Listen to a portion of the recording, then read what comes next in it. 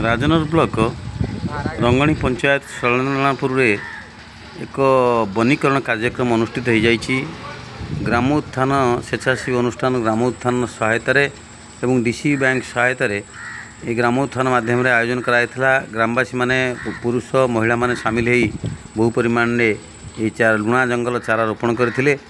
जो सरकारी जमी थिला जो थे मुख्य अतिथि भाव आज ग्राम उत्थान जी संपादक अच्छा गोविंद चंद्र दास संयोजन अनुष्ठित यह कार्यक्रम विशिष्ट कृषि विज्ञानी डॉक्टर रंजन राउत एवं ग्राम उत्थान उपसभापति गोविंद नायक, स्थानीय सरपंच लोपामुद्रा जेना, समिति सभ्य तपन पात्र एवं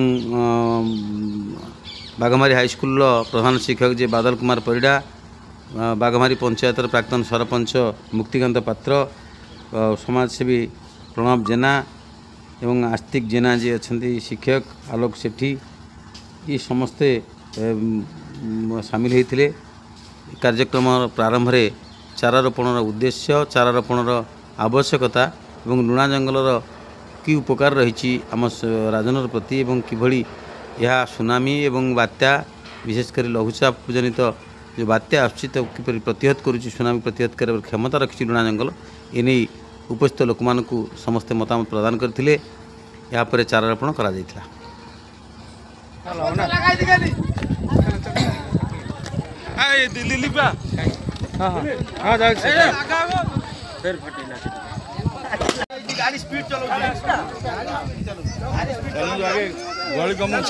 स्कूल पिला गुना डाक अरे पिला आसो डाक पिला आसो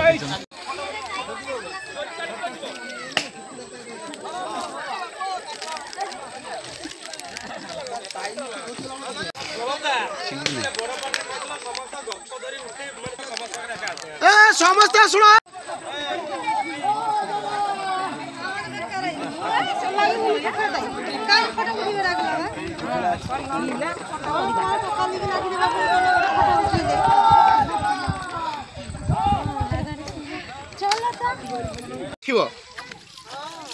आठ दिन थे आस